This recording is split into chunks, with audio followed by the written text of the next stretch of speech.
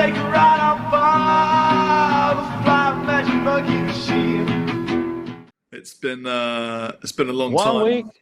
Yeah, I just started recording just like that. You see that? Wow. I didn't even hang around, mate. Zero messing around. Straight in with the recording call. It is good to see you, Robert Chapman. It's good to see you too, man. It's been ages. Yeah, I missed you, mate. Was it Guitar Summit? Yeah.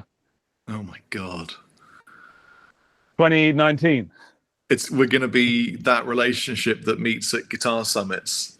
It's going to be a bit weird, isn't it? We need to find a way of resolving that kind of problem. Yes, please. How are you? Yeah, I'm good. All right, see you then. Bye. Yeah. Which I think is what happened last time we saw each other. Yeah, well, I mean, we don't get the luxury of demonstrating at Thomann together anymore in boxing rings and, in the high-end room or annoying people in the shop downstairs. That was always funny, wasn't it? That was fun. And you shouting, play a lick, and me going, I can't. Yeah.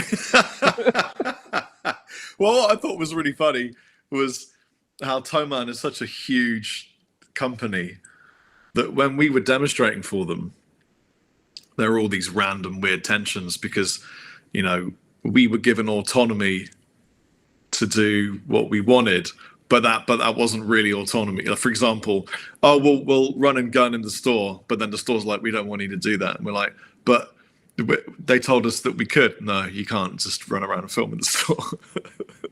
It's a bit like, what's going on? Yeah. I mean, that's the world now, isn't it, these days? Yeah. Idiots running around and people trying to stop them. Yeah, that's true. Possibly. Well, look, I said to you last time we spoke very briefly on the phone. Yeah. I said, don't tell me anything so that we have all this fresh catching up to do. But for those of you who don't know who this beautiful, incredible musical marvel is sat in front of me digitally, this is Andy Ferris, a.k.a. the Guitar Geek, and I'm doing air quotes for people listening on audio stuff. Welcome to Rob Chapman's Lo-Fi Podcast, intentionally lo-fi, so we don't give anybody any sort of sense of hope that it will look good or sound great. It's definitely not AI. No, I'm not AI. Five fingers. AI. My name is Robert the Chapman. I think you used to work in my chip shop. Oh man, I wish I worked in a chip shop. Oh, I was hankering after fish and chips all late last night, and I woke up still hankering for them. Why do you have to start with one of my favorite topics? I've just switched over to a ketogenic lifestyle, and I hate to say that having removed all of the sugar and the crap from my life, everything seems to be working a lot better, which is horrible. Oh, because no. As a Brit, obviously we're raised on potatoes and fish. Yeah. So the internet needs to know, what's your fish and chip shop order? Cod and chips, large. And then it's a combat in my mind between mushy peas and curry sauce, and then possibly both. But I'm simple. I'm straight for, it says fish and chips on the door. That's what I'll have, please. Do you ever Savaloy or not? They look a bit weird, don't they? They do. Some people eat them for the shape, not the flavour. But I have been known to throw a jumbo battered sausage on now and again, Yeah. But what I definitely had is a Vimto, because I've never seen Vimto anywhere outside of my local fish and chip shop from where I'm from since about 1985. Oh man, you're giving me throwback memories to Vimto moments after school with a bag of Monster Munch and a Wham bar. Yeah, wow, good days on the sugar, and then running around full of energy and being a naughty little Wiltshire boy. My fish and chip shop order was anything I could afford, and that would be even fish cakes with lots of salt and vinegar. Absolutely, it's a staple. Did you? I'm not sure what they call it in Wiltshire, but in the Forest of Dean, it was called scrumps, where you just go and say, "Excuse me, Mr. Simmons, can I have a bag of scrumps, please?" And it's just the fat that's collected in the bottom of the tray. It's the burnt bits of batter. Yeah. Yeah. So those are called scraps in the South. Scraps. Right. Yeah, scraps. Same thing, isn't it? It's just like, what's the Scrumps. cheap shit left over from the process that we can have for like 20 pence or whatever it was in the day. Yeah. Large cod, large chips. For me, always curry sauce. Always curry sauce. Yeah. Curry sauce guy. But, that's British, isn't it? Curry's British. So Absolutely. It's our best dish we gave to the world. even the word curry, it comes from the karai, which was the dish they would cook it in. And we went, oh, it's curry, isn't it? In Birmingham, yeah. Yeah. I'm going to have fish tonight. I've made my mind up. That's it. I have no other option. I'm going to make my own fish. Hello, wife. What do you... Oh, thank you. That's my phone. I love you. Have a great day. Bye. Coffee. Black. With fish. I mean, a few words gets the message across. That's... When I communicate with my wife, it's normally things like fish or coffee. That's, it's pretty much where it goes. Anyway, what the hell have you been doing? Where are you? I'm in my basement in Austria. Oh, do you want an exclusive? Of course. I'm moving studio. I'm moving out of my house into an actual building where I can be alone and run around alone and not be disturbed by my family or disturb my family. Wow, that's amazing. You're going to have your own casting couch and your own little... Do you know how hard it is to find a couch that doesn't look like a casting couch? Yes. I've been looking through the classifiers. I'm like, no, that's black and leather. That's leather, but not black. That's black. My studio in England had a red leather couch. I was like, this just looks like it's been used for some nefarious type stuff. That's really good, man. That's really good. Thanks, mate. I'm super excited. Guitar geekery is improving and getting better and making enough that you can have a separate building from your family. Absolutely. It's been necessary for years, and I can almost touch every wall in this room. And I know I make it look bigger on the YouTubes, but it is tiny. And if I stand up, I bang my head on the ceiling. Now, mate, the thing is, everything looks tiny around you because you're about 7'4". So for the innocent viewing muggles, how tall are you really? 6'3", 6'4", depending on what time of day it is. All right. He's huge. I'm exactly 6 foot, and I have to look up at him, and it's a bit weird, a bit intimidating. I have to, please, Mr. Andy, sir. Robert. Yes, there's a lot of Andy. There is. All of it's there in the same place. So you're in Austria still. You're moving studio. Yeah, and, Austria studio. How are you finding? How are you finding the YouTubes? Is the algorithm treating you kindly, or is it now that subscribers just a vanity metric? Is that a bit weird for you, or what's the crackle act there? Straight in with the tough questions there, Rob. I still love doing what I do. I still love guitar, so everything else is gravy or curry sauce. And with the YouTube, it's like, well, just let it do what it's going to do. And if people watch, they watch. And sometimes they do, sometimes they don't. What's obviously frustrating is when you're super proud of something or you're super happy with something and you've worked ages on it, and then it just sort of dwindles into nothingness. And then you record some absolute guff and yeah, it goes through the roof. I feel everything you just said. It's difficult. From my perspective, you either need to divide opinion really strongly so that there's a lot of commentary and that drives up the views because people get into little arguments and then refresh to see if they've won their argument, because you can win an argument on the internet. It's very important. Or it needs to be in some way dramatic, or a new piece of gear that really is interesting and good and affordable. And then it gets. But anything else? I mean, I feel like guitar lessons are probably done now. They're all there, aren't they? All of them are there, I think. And I've learned nothing. That's not true. Keep making them, because I might actually watch one eventually. That's just not true. But every time I go, I might make a guitar lesson now. I'm like, oh, he's done that already, or I've done it already. There are a lot of times, I'm embarrassed to admit this, but I have shot a video and then gone, oh shit, I filmed that literally 2 years ago, and then had to delete the whole thing that I've edited. Whoops. Yeah. What's that red guitar behind you? That one? The red one behind... That one? The best wife I've ever wifed from Malta. You are so wonderful. Thank you for my unicorn of coffee. I've been to the gym, so I'm going to do that for a little bit. Yeah, that one. That's the D'Angelico. I'll take it down. Yes, please do. It goes well with my Dungeons and Dragons Basic Rules t-shirt. It's where's the camera? There. It's a Premier Bedford. And check this out, the way they've done the paint into the naked satin They did wood. it like a Charvel. Yeah, it's absolutely great. And P90s, of course, which is the best of all the pickups. So it's not pronounced D'Angelico then? I don't know. Maybe I said it wrong. I don't know. D'Angelico Neuwerk Premier. Yeah, it's a great guitar. Made in Indonesia. Does all the things that guitars need to do. On the back of the headstock, what's the code? Which factory is it made at in Indonesia?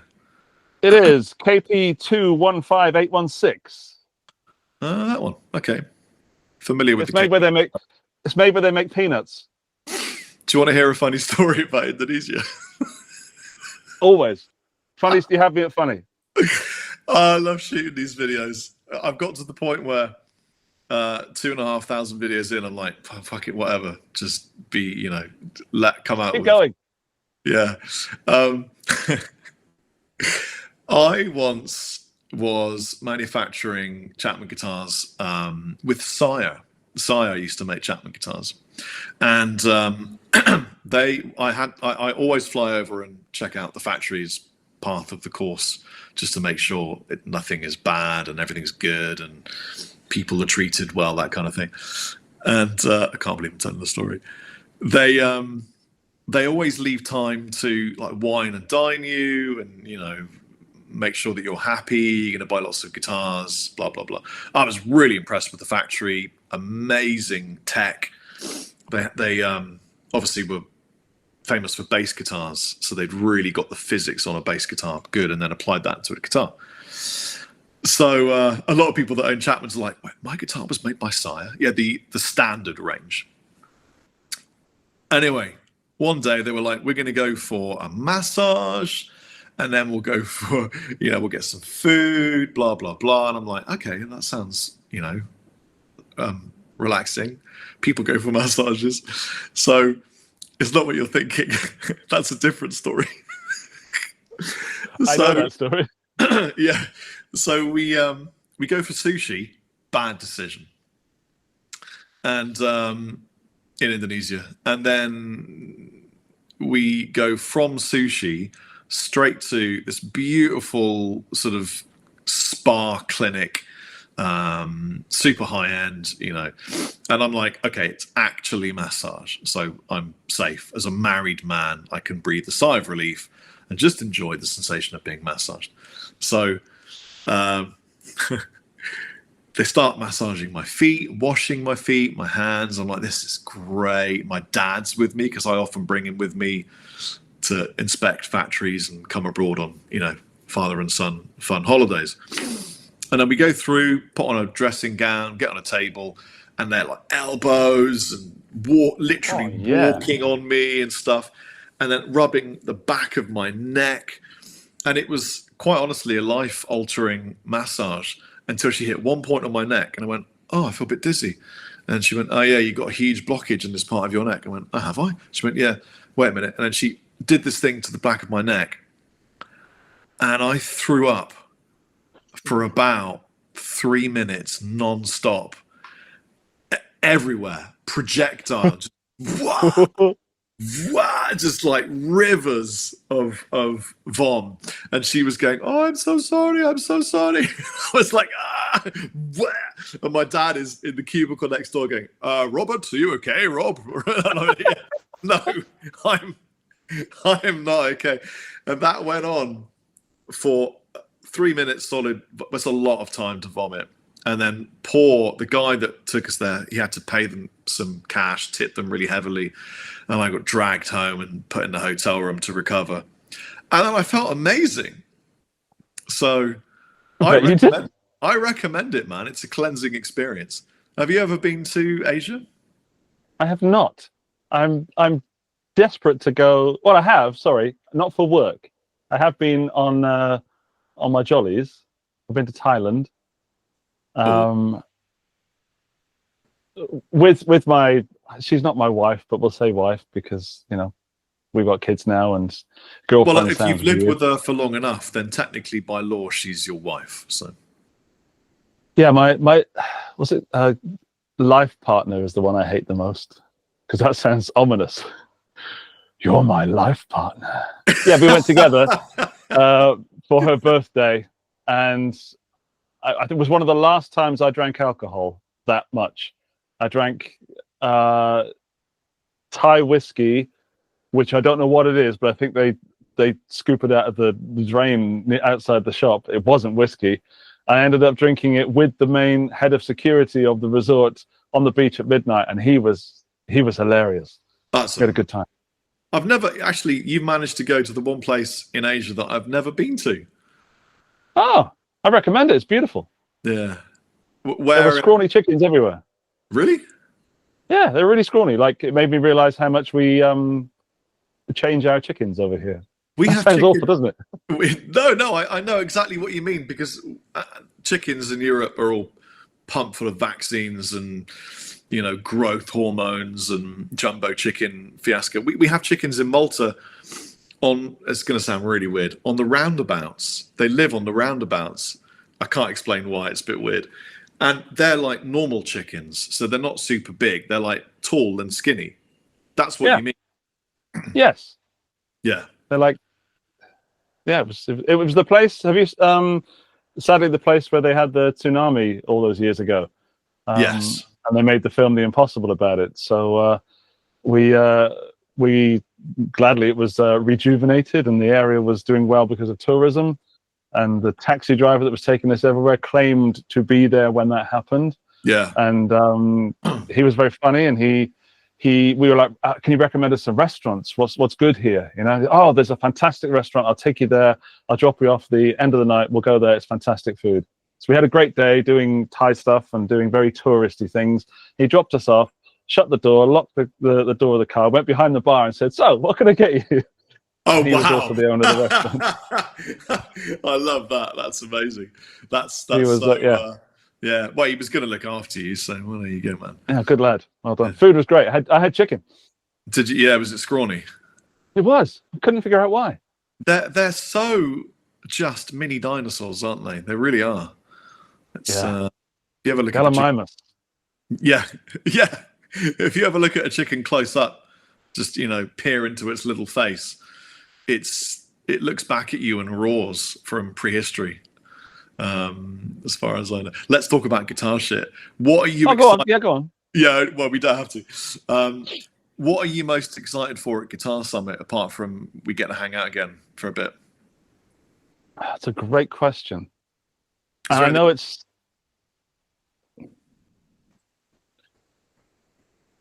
I'm trying to think without... There's something I can't talk about, so I can't... come on, man. When there's... Yeah, go on. This airs way after Guitar Summit, so you don't have to worry about that shit. Oh, okay. Well, there's a new model coming out from a company that I love very much. I'm not going to tell you who it is because it's not actually confirmed that it's going to happen.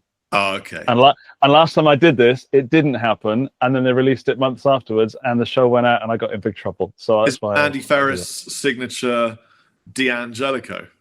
It's got nothing to do with the D'Andy Ferrisio model that's not coming out. No, it's. I don't want to say it's not exciting. It's just a new model from a company that I work with a lot, and that's exciting. I'm excited also about the Ibanez stuff, as I always am, because I want to try the new P543, which is totally not an Andy guitar, but it's so weird. I got one of those when I last had a proper job. They look amazing, and maybe I'll learn to shred. I'm looking forward to going on stage at Guitar Summit finally. Are you? actually being on the stage. Yeah. I didn't know you were playing. That's good, man. Yeah, I'm going to do a workshop on nylon string guitars Okay. because I've become a bit obsessed with them. Right. My dad because they're so different. Yeah, my dad is immediately going to subscribe and follow everything that you do because he's that guy too. I'm not a nylon player. Like I'm like a total sort of fake it, pick and everything. But I love it, and I love the sound. I love sticking it through an ambient pedal and just enjoying the sound. It's keeping me. It's a little different. It's. I guess it's the. When you always have curry sauce, sometimes you might want to try some mushy peas. It's that kind of thing. And then realize that you loved curry sauce all along. Yeah. But sometimes you just want to try something a bit different. And that's going to be cool. When I started playing guitar, it was electric, but I did dabble a lot on my dad's nylons. And I always found that I would write more on the nylon strung acoustic than I did on the electric. I think it's it's that forced limitation of not being able to shred, sweep, chug out some shredded, distorted licks and stuff. It's back to building blocks of music, and I think that's why I like nylon strung guitar. For me, nylon strung always brings back memories of the 2 guitars at school with 5 strings on them and a 4 string. And, you want to play guitar? Here, have this. It's only got 5 strings on it, but that'll get you started. And it was the epitome of what I hated about guitars. They are very different instruments. There are transferable skills, of course, but from an approach to music, they're very, very different. Yeah. And I hated them. And now I kind of like that. I like them now. And we're not talking school classical guitars. We're talking the ones that are thin, you can take on stage and you can actually put through a distortion pedal if you want. And they're great fun. And you can bend the strings all weirdly. And as you said, it's limitations, but also it's something new, it's something fresh. And then I can take that back to my regular electrics, and then it's a wonderful positive feedback circle. Yeah. That's interesting, man. I played an acoustic recently by Lag that had a built-in distortion. That was the weirdest thing. I mean, because it worked and it did a unique thing, but it was like, it was like having ketchup with a roast dinner. You just felt wrong doing it. you know what I mean, don't you? You felt a bit I played that guitar. I played the one you're talking about. Oh, right. Yes. And yeah, it feels weird. But again, it's something new, something different. Yeah. And yeah, it's not right. I mean, there's a lot of, back to the internet of guitar. You get told what's right, what's correct, and what's wrong, and how this way to do it, and which order my pedals should go in. And you think, when I started, it's like, no, you somehow managed to plug the guitar in somehow and make some noise, and the rest, it is whatever it is. And now we've come to this place where there's so much information. There's a correct way to do everything, and I kind of want to go against that grain. I feel like the guitar YouTube is looking for the spokespeople who will be the conduit to manage the data and tell you which section is right. What's the term for that? When you look after a body of information? Do you mean like gatekeeper or curator? Curator. Yeah, I feel like the internet's looking for people it trusts to become the curators of the information, and then that's, like if Rhett Shull says something, you go, okay, probably that, or David's, it's probably good, Ferris, possibly, Shull David's. Yeah, and also Ferris. but also, well, not a lot of people know that you've gigged and busked for years, so you really know your shit about what works and what's practical. You're all about practicality. That's why I like your reviews. You're like, is the wiring any good? Is it going to survive the rain? I like that kind of thing. But how far can I carry it before I get annoyed? Yeah. Yeah, that sort of stuff. It's a good process to go through because different influencers, I hate that term, but it's what we are definitely skilled in different areas. And if, for example, if you're looking for someone to be, the gatekeeper of knowledge around digital products, you're probably looking at Digital John, So it's an interesting time to see these thousands of videos about guitar stuff, some of them becoming little historical icons. It's inescapable. Yeah, and there's enough for everybody. I mean, there are some people who have been with me since the beginning, and there are some people who have just joined watching the channel, and there are some people that from the beginning that still hate my videos and they still watch just to hate them. And I don't mind any of that, but I love that they'll bring up other creators and influencers and quote those people because they might have an opposite opinion to mine, and that's all good because, as I said, there's no right or wrong way to do many of the things we do.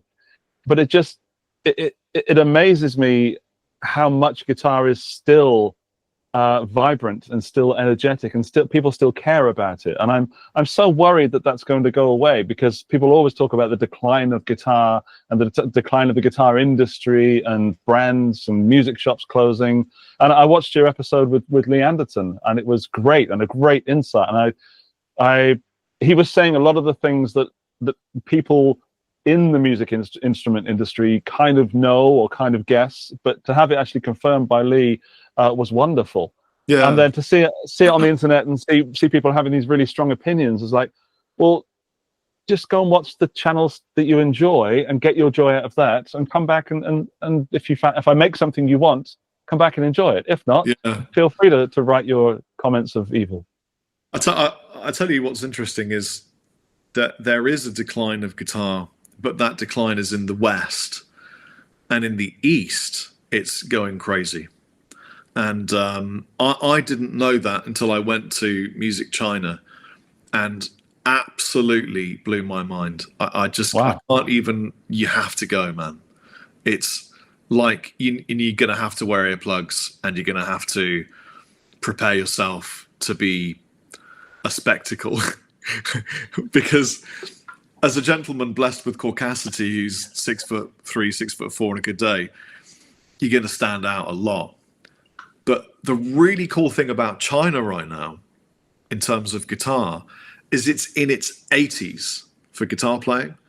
And so every corner, there were people just ripping it, like absolute blazing it, like super crazy stuff. And I'm like, stuff that I'm like, I don't know how you did that, but that was insane. And they're applying ancient Chinese music to the electric guitar and playing just honestly, man, like the erhu, the 2-string horsehair violin. And man, it was really inspiring to see. And do you remember Music Messer? I do. I can't remember whether you're too young. You definitely. I was 2018. I was there, and it was the last one. That was just before it. It was the last sort of dying breaths. All right, so it's a little bit before you then, because that was a very small Music Messer. So NAMM, if you imagine the NAMM show, and I'm not exaggerating, 4 times the size. That was Music China.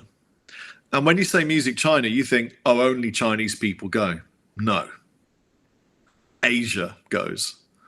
And it was absolutely mad. It was so big that my father and I only made it around maybe 3 of the massive hall structures. There was a tech fair in the same building, the other side, and we didn't even see it. It was insane. And so much gear that you've never heard of, or it's just like everything was completely new, So very interesting. There's a decline in the West because musical tastes have moved, although I think guitar is coming back into like hip hop, R&B, people like Joey Z playing with Rod Wave, shredding like Betancourt. But in China, and even in India, lots of bits of it, it's all about metal and 80s shredding, and rock and punk is alive and vibrant. So it's really exciting because that is just going to spill over again, Yeah, it's going to come back around. You asked me earlier if I'd been to Asia, and I totally forgot that I went to the Philippines a couple of years ago. I mean, that definitely and counts. that what you've just said qualifies absolutely. I went with a bunch of YouTubers, and I believe you were invited but couldn't make it, and it was super weird. But we went all the way to the Philippines, and one night we were in a bar, or we went to a bar, and it was like, this is the perfect bar. There was cool cold drinks. The food was great.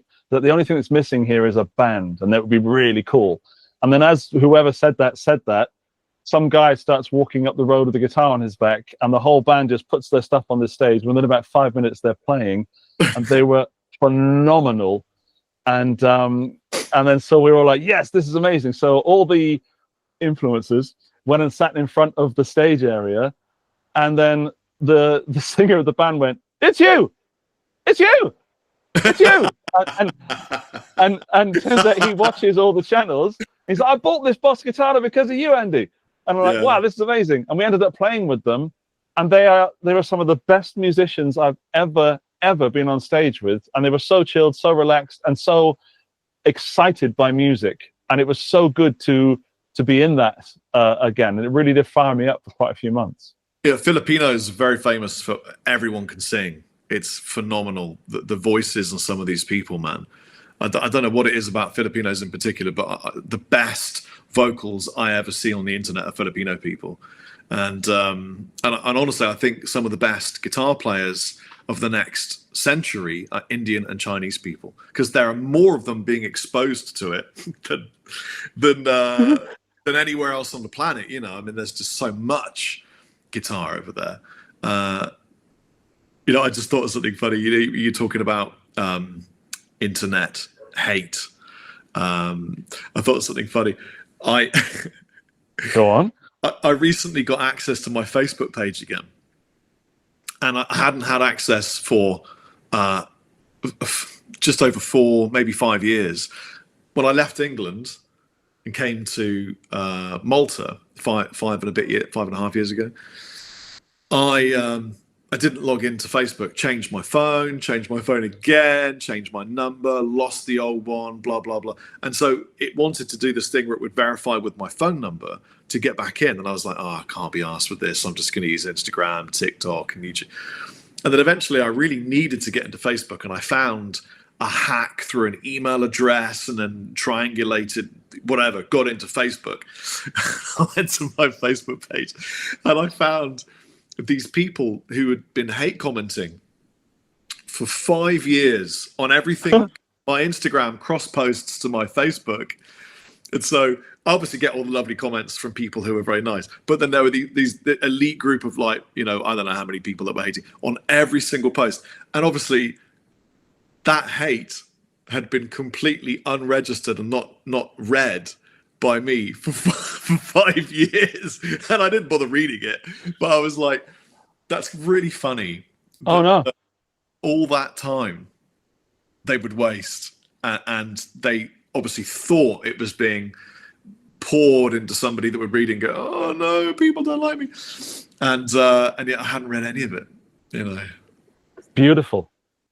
Yeah, I want you to turn it into a song, like that. There's several channels that take hate comments and they make these lines into songs, and I want you to do that with a killer riff. Demons with no feelings have that's obvious. That one from K-pop Demon. Yeah, that's what. It yeah.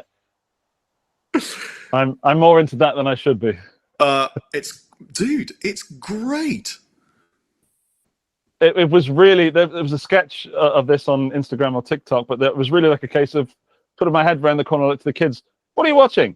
K-pop Demon Hunters. You're watching what? What is this rubbish? Hang on. Oh, they're singing. Okay. And then edging towards the sofa. By the end of it, I'm up with the kids dancing. It was amazing. So, which one is your favorite? Rumi or Mira, or, you know? Which is the one with the purple hair? Is that Rumi? That's Rumi. Yeah, that one. That's the one that I would cosplay. Okay. Yeah. I've seen some cosplays on Instagram of Rumi made by AI that were particularly interesting. Any opportunity to sexualize a new animated character is immediately grasped by awful. Yeah. You'll have to tell me exactly where that is so I can make sure to avoid it. Okay, I'll make sure that doesn't happen. Thanks. Good. It's a good movie. My kids watched it, and I was cooking, steaks in the kitchen. I went, what's that? K-pop Demon Hunter. Same situation as you, And we're obsessed. It's all we listen to endlessly. Golden, Tactics. We've got the playlist in the car. What's the drink? The sugar. You're my sugar something. You're my little soda pop. Soda pop. Yeah. The Sarja Boys. Yeah. It's good. Listen, it's music, and it's good pop. Is what it is. It's been a while since it really, really is. It's kind of weird that they had number 1, 2, 3, 4, and 5 on the Billboard.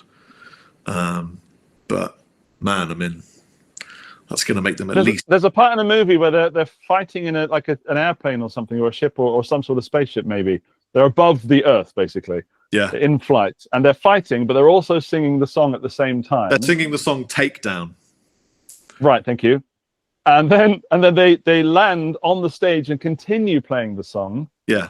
With a full stage band, a whole crowd and everything, and it looks amazing. But my son wanted to know how the people in the audience could hear them when they were up in the air, and wouldn't they be a bit disappointed if they missed half the song because they were spent most of the time fighting? Your kid has a brain on him. He knows what he's talking about, man. He's a perfectionist. He really does get my goat sometimes. He's like, if you step out of line as his father, that's it, you're in trouble. Do you think "Get My Goat" transports to America? Do you think they understand what that means? Or are some Americans genuinely now going to think that you have a goat? I wish I had a goat. I wish you had If I had a goat, he'd get it. It's like peel my banana or sail my battleship. Yeah. It's all those things. Yeah, we all rise and fall on the same tide. So Guitar Summit's, literally weeks away. I'm playing as well, by the way. Great.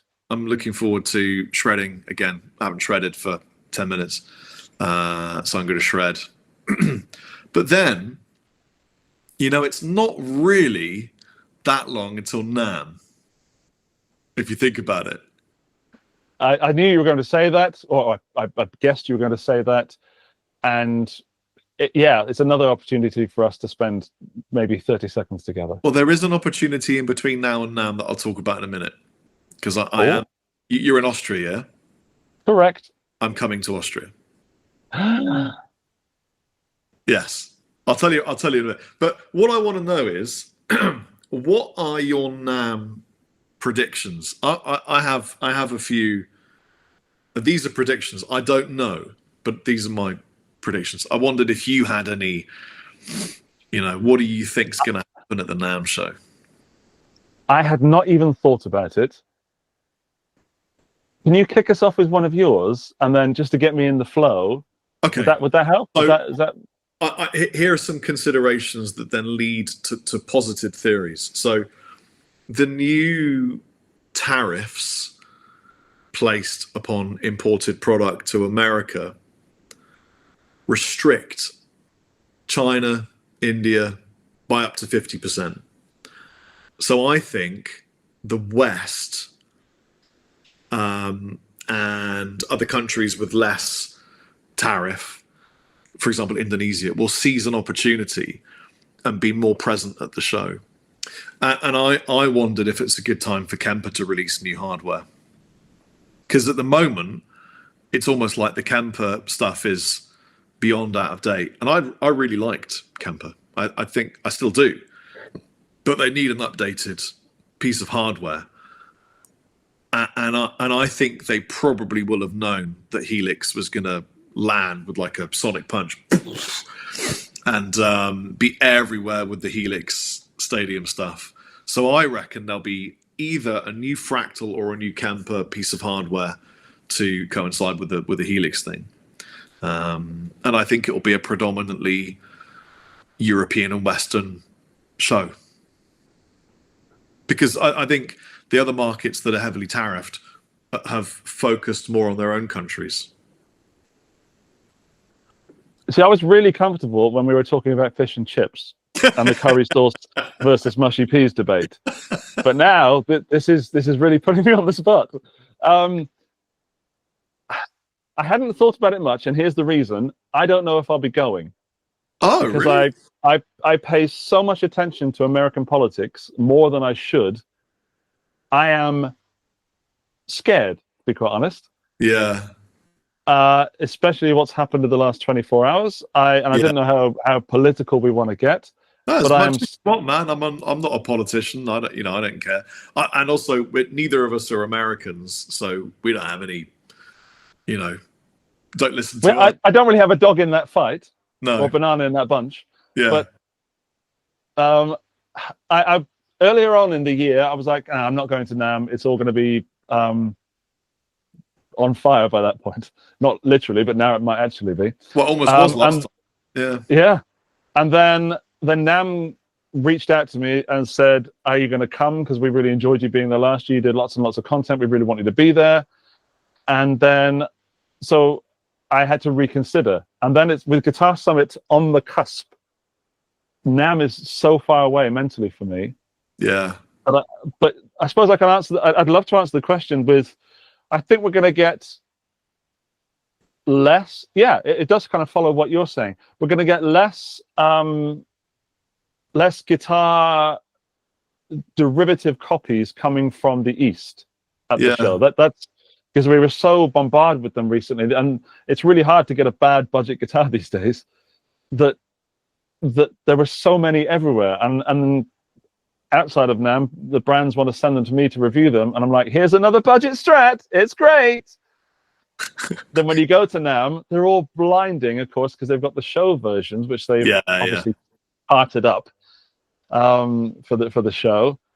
But I think we're going to see, like we saw it last year, we saw less budget pedals, these little boxes that are coming out. I think there's going to be more digital stuff. Again, that does agree with what you're saying. I think there's going to be more transition into plug-in playing than ever before. I still think there's going to be very, very boutique amplifiers with tubes in them, or valves if you're from the United Kingdom. Yeah. And I just think there's going to be more, but it isn't going to be, as you said, it isn't going to be some of the, I hate to say it, like the lower quality stuff that's just out there trying to make money. Yeah. Like brands that exist that are often built in Asia, and that brand exists because they're like, if we spend $50 on a guitar, we can sell it for $250, and we're going to make X amount of profit. Yeah. It's too risky to do that now in America, so there's going to be a lot of American stuff. Gibson is still going to be confusing everybody. Other famous American brands might not even turn up. You never know. I think they will. And then I don't know how I feel. There's so many great guitar builders in Germany that tried NAMM last year. Yeah. And having spoken to a few of them, they lost a lot of money because they were stuck in that the dead area, where all the electronic stuff is that is full of lights. But this year, I think make sure that where you're situated is a good area to make use of the NAMM show. So it's about pre-planning, booking. Absolutely. In advance. It's a case of, if you're going to go to NAMM as a brand, you've got to go full in or not bother at all. And I don't know why I'm telling you that, because you've done that and you've been there as a brand and also just as Rob. Well, thank you. I think it's going to be the most American NAMM ever because of the tariffs. I think it will. I mean, I don't make it a secret. I've worked and work with other brands as a hired gun to help them with product and with marketing, and I've been working with a brand that's going, which is a homespun bass brand.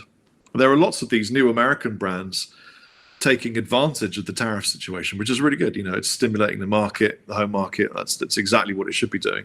And obviously, some of the bigger brands are struggling because not everything that they put in their, things like screws, or magnets in the pickups. These are not always from America. But I think it's going to be the most American NAMM ever.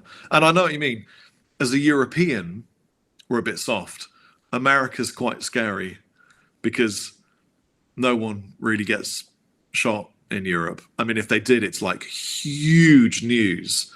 And having toured America now 3 times, every single tour, there's been a shooting at a location that I've played at after or before I've played there. So I always feel that slight sort of, oh God, this is a bit scary. But it's always worth it. And also, they have really good barbecue. So, It's not even that for me. It's the getting into the country thing. Like, I heard so many horror stories of people just being turned around and saying, go on, off you pop, back. Really? Yeah, and I say so many, under 10, but that's enough for me to question. Yeah, my I've heard a few too, but not from people that were just going to the NAMM show. I mean, you're allowed to go. No, not NAMM specifically. Just I'm definitely I've consumed this politics and this outrageous news far too much, and I keep installing and uninstalling Reddit from my phone because I'm quite addicted. And I uninstalled it. The longest I've gone is 4 days without Reddit on my phone. And then I start sweating. And I keep cutting out all these vices in my life. And I still have Reddit is definitely my vice for the mental health side. But it was on my phone this morning because I wanted to know what was going on. And then I've taken it off again. So that was just a little dip into Reddit. And I'm back out again now. A little Reddit dip. Yeah. It's I know what you mean, man. But I mean, I've only ever known one bunch of guys to be sent back, and it's because they flew over with no money, no place to stay, to just like gig, and they had literally nothing with them. They were like, we're just going to go gig in America, aren't we? Banned from Wiltshire, so they flew all the way to the States, and they were like, so where are you staying? Well, I don't know. We're going to find somewhere. Okay, how much money have you got? Nothing. Okay, and they got sent back. But obviously, I mean. If you don't, that's fair. Yeah, if you don't prepare, then you're in risk, aren't you? I suppose. But I love America, man. I think it's amazing. I love it. Let's get that straight. I love it so much, and I walk around in awe every time I'm there. And it's not many times I've been there. We always have fun in America. I love the margaritas and Disneyland, and I go every single time I go to Disney, at least downtown Disney, and get my my Mickey Goofy recharge and get some margaritas with my bro Dan Orchard, marketing from Chapman, and just enjoy the visuals of being in beautiful California with the car parks and palm trees, and I enjoy it, man. I think it's good. I think it's going to be the most American NAMM we've seen in years because the tariffs will have forced out Asian and some other countries from being. They can't even compete, with the 50%, 30% in some cases. So it's going to be interesting. I think it's going to be an opportunity for some really cool homegrown little American brands to sort of start to put some roots down. And I'm definitely going to, Chapman's going to be there. We're sharing a stand with Rev. And I'm interested to see, any new exciting, in fact, if you are a new brand and you're going to be at the NAMM show, DM me on the Instagrams, which is where I dwell mostly. And let me know, because I might come along and say hi and bring a camera. Samesies. We'll do it together. Yeah, I say that I might not be there. I'm going to be there. It's just, I hope you're there. It's never been a question before, and then it was a question, but I'll be there. Yeah, but are you hesitant more from a political and sort of safety point of view than from anything else? Yeah. As far as everything else goes, I'm there. I'd be there right now. Yeah. And I know I've overdone it, and I'm looking at the situation from outside where you're only reported certain things. I love every part of going to NAMM, and every time I go, it feels like an achievement and a dream. And I still, as you said, I know it's only car parks and palm trees, but it's there, and I'm like, this is amazing. Yeah, it is. No, I fucking love NAMM, man. I mean, I think the danger. Well, I went really Wiltshire then. I had to. You did. I wasn't going to say anything. Yeah, it came out. I tried to hide it, but it was too late. It came out. Nobody noticed. the danger of looking up anything on the internet is that you end up falling into an echo chamber of what you searched for. So as soon as you see somebody got shot, all you see is people getting shot, and I know that's the case. However, having toured a few times, I've had nothing but wildfires and shootings follow me or ahead of me every single tour, and it just becomes something that you just get numb to. So it's weird, isn't it? That's weird. Yeah. Oh, we're living in. I mean, you live in Austria. Oh my God, it's one of. Well, there was a shooting in Austria, wasn't there? I think not too long ago. Maybe yeah, I'm not wrong. long ago. And they cancelled Taylor Swift. Damn them. Yeah. But yeah, that happened. But again, it was big news, huge news. Yeah. Unusual, weird but stuff. It is weird. I took my boy to his first concert recently. Did you? We went to see Green Day in Vienna in the Stadthalle, and he is 8 years old, and he's learning drums. He's been playing for about a year, and it's his therapy and his aggression givingness as much as it is his music creativity and artistry. And I don't, as a musician parent, it's so hard not to, sort of go, do this thing. It's amazing. You'll love it. And they've just my kids have taken it on their own accord, and he loves it. And he's a good drummer. And we took them there, and he was just transfixed for the entire time. And this is one of the reasons I can't wait to go to America, because I hope to bring him at some point to show him this huge world, and possibly my daughter if she's interested. But yeah, first concert at 8 years old, Green Day. What an amazing first concert as well. I envied him so much, man. He was just the whole show, like hit after hit, and he's like, you can see his brain like melting from all these impressions. And from doing this for as long as you have, you need those little kicks of inspiration to get you back into the instrument sometimes. And I came out of that concert like totally pumped for myself. I loved the show, but watching this young person and various other young people as well in the crowd watching this band, it was mind blowing. What was your first concert then? I was not allowed to go to concerts as a kid. My first concert was my own concert. Oh no! Because I was not allowed to go. I was brought up quite strictly, and yeah, it would have meant going to Bristol. Bristol's really far, Rob. That's over the Severn Bridge. That's right. That's right. So my first concert would have been Cooler Shaker, and I almost got to it. But again, my dad found out and I wasn't allowed to go. Oh, it would have been Ben Folds 5. It would have been Ocean Colour Scene. It would have been Oasis. They all got cancelled. I had to give my ticket away. My first concert was a band called the Lockdown Project in Gloucester Guildhall, which was really far, but not too far. And they were sort of Latino rap rock. And I've still got the album, and it's still kick-ass to this day. Wow. And I loved it. That's amazing, man. Wow. Yeah, so my own shows were like, I was watching pub bands rather than concerts. I was allowed to go to those. So I was watching cover bands. And this is, I guess, why I've become the person I've become. And because I picked up, rather than the super pros playing, I watched the guys that had a job and loved to do this on the weekend. And I got my passion from these obviously exhausted dads who were up there playing their Les Paul Studios and their Marshall Valve estates, and me thinking, I wish I could be them, and finding it so inspiring. Now we are. That's us. We're tired fathers that would play exactly that stuff. I made it.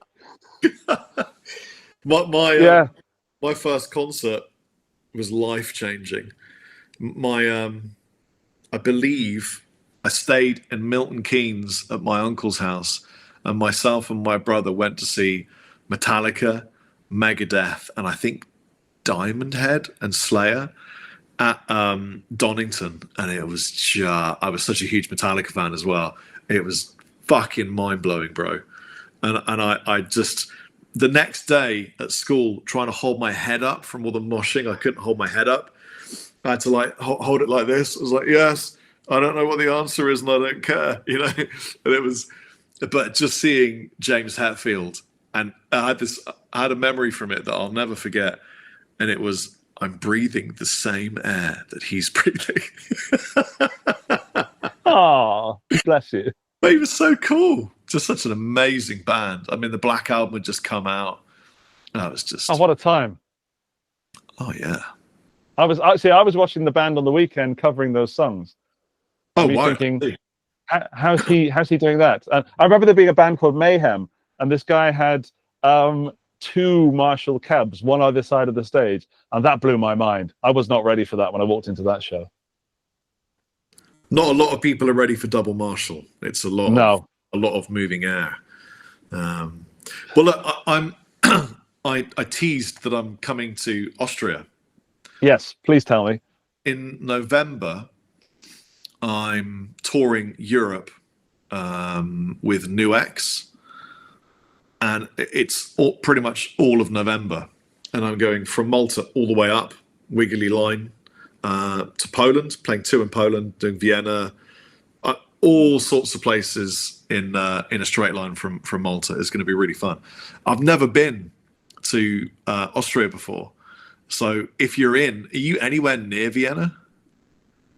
I'm 2 hours from Vienna, but the thing is, Rob, I'm a grown up now of the car,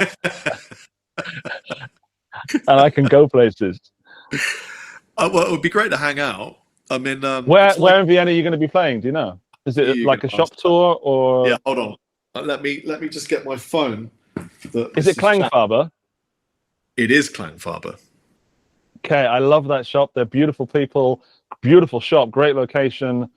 It's at the Gasometer, which is just outside of Vienna, the center. You're going to love it. You're going to have a great time. They're going to treat you very well. And if the date allows, I will be there. That's super, super, super amazing. I knew it's Klangfarbe because I made a video for them a while back. And then I recognized the name on the itinerary that New X sent through. Let me tell you something cute about Chinese brands. Go on then. When they offered me the tour, they said, here's the itinerary, and then here's a different itinerary. And I was like, why are there 2 itineraries? And they said, well, the first one is just like work. And then the other one is like, take it a bit easy and have some holiday and relax at the same time. And I was like, but I mean, obviously I want to take it easy. They're like, okay, we'll do that then. I was like, wow, that's such a cool thing to offer an artist, either full on just to get the time done, or like take it easy and have a day off in Vienna and a day off in here and there, you know. So I'm quite excited, man, because it's been a while since I've done a European tour. And these are places I've never been to. Never been to Vienna. Never been to Odz, I think it's called in Poland. Odz. That's it. So yeah, it's exciting. Do you have any time off in the Vienna time? Like, because if you get to the city, I think I have a day off in Vienna. So I need to. It's beautiful, man. It's a great city. I know it fairly well. I did gig there when I first moved out here before I realized that it was just too much hard work to get 2 hours every weekend. It is. I'm representing Vienna now. It is historical. It is, I would say, fairly clean, apart from the horse poo, because they have those carriages that they go around and clip-clop around. Mozart's everywhere as well. I mean, not him personally, but people dressed as Mozart. And the Stephansdom is amazing, the big cathedral there. It's just awe-inspiring. The underground system there, I just love it. In the same way that I love going to Nam because of all the different ways people live. Even though I live in Austria, I'm in the countryside. I go to Vienna. It's kind of like London, but with more chocolate. London, but more chocolate sounds like really good. You sold that. I thought you were going to say schnitzel or something, or I don't know what Austrian food is. There is schnitzel. I always have falafel when I'm in Vienna because they do really? amazing falafel at these little stands and currywurst and you'll love that. You love I currywurst. love currywurst. I think schnitzel is glutinous. That might destroy me. But the wurst, I'm all about the wurst. Get the wurst in, mate. Is there anything else you want to talk about before I mince off and finish my unicorn of coffee? I mean, a guy's coming to buy my son's old bike in about 20 minutes. That's all the time I've got. But All right. until then, I'm absolutely yours. And I guess I'd love to talk to you about how it's going with Chapman and how Chapman Guitars, not Chapman Your Family, and how that's working out, because I feel like I haven't seen much from you recently. Yeah. We've been on. And I want that to change. Well, we've been hiding. So basically, probably people are bored to death of this, but I sold, half the company to the owner of Musifacts, which is one of the biggest European distributors. His name's Brian van Zvetering, and he's a lovely, wonderful, caring, awesome guy, and he's the best custodian of Chapman. I'm obviously still super involved, big shareholder, can't remove Chapman from Chapman. But I needed to make some moves to ensure the long-term longevity and safety of Chapman in the socio-economic situation that we find ourselves in. So it was a very good move. And as a result of that, we have an HQ in Holland. We have a whole load of new people that work for Chapman, some of whom I haven't met, some of whom I have, and they're amazing. And we've been doing lots of, redesigning stuff and creating new things and looking at opportunities to make bits and bobs. Just lots of, it's an opportunity for change, and change takes time. And because we went through such a difficult time with COVID,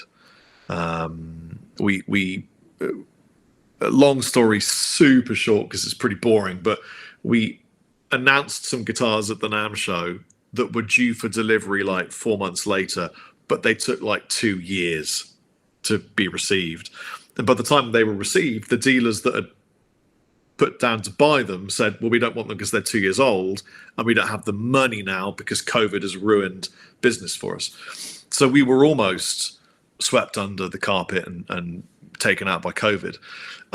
Not just because COVID slowed down manufacturing, but because unfortunately some of the bigger fish in the pond demanded that the factories would not manufacture Chapman and would instead make their own product. So that's why it took a long time to make our guitars.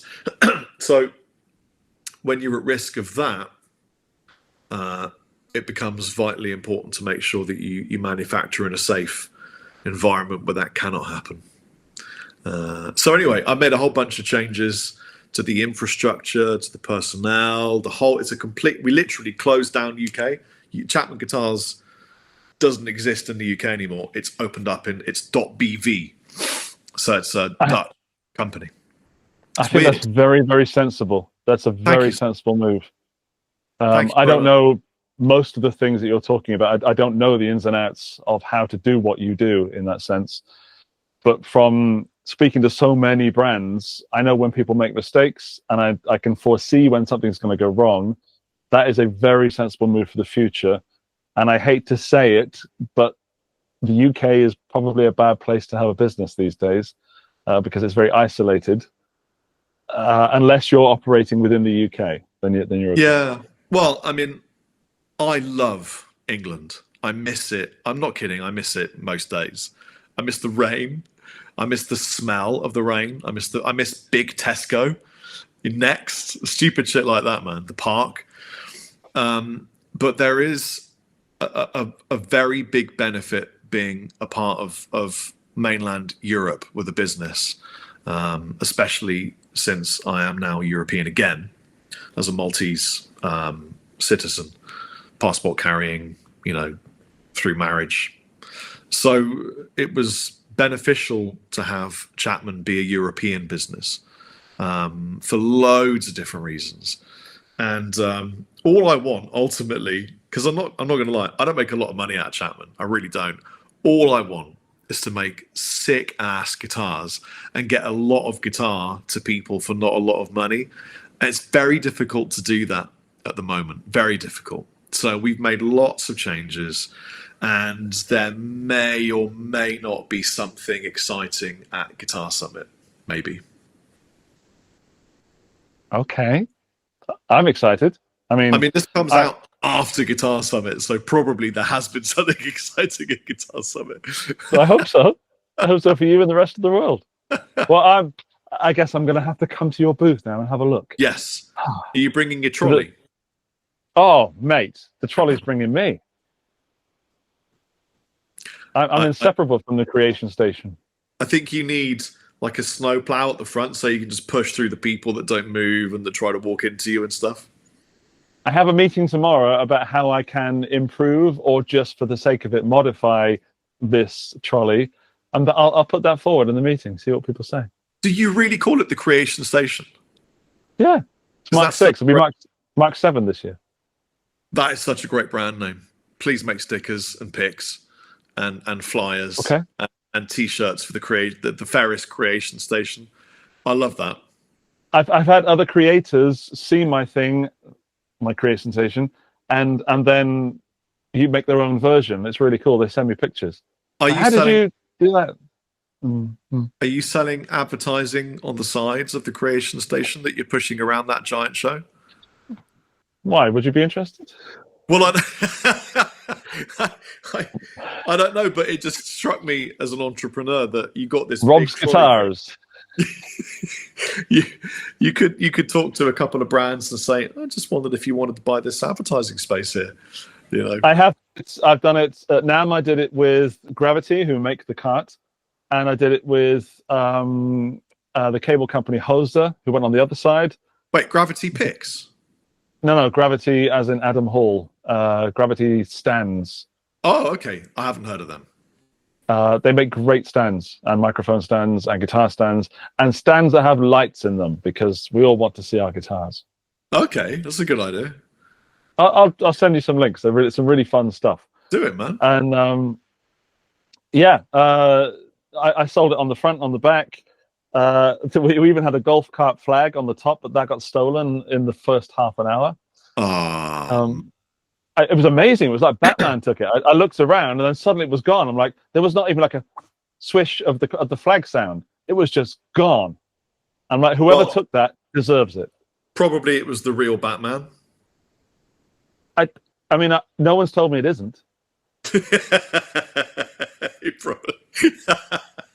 No one has confirmed that it wasn't actually Batman. Listen, that's got to be part of the title of this video. Oh wait, it's the thumb text. Possibly Batman is going to be in. That's how we make this, watchable for the 10 people that watch this all the way through. Yeah. Yeah, and for the 10 people, I'm sorry for wasting your time. No, this was not a waste of time. And on that note, we'll do the pretend goodbye, and then I'll stop recording, and then we just chat a little bit afterwards and stuff, and it'll be fun. I love you very much. Thank you. I love you much too. For being a part of this podcast, Andy Ferris, the Guitar Geek. Woo! Thank you, Rob. Bye.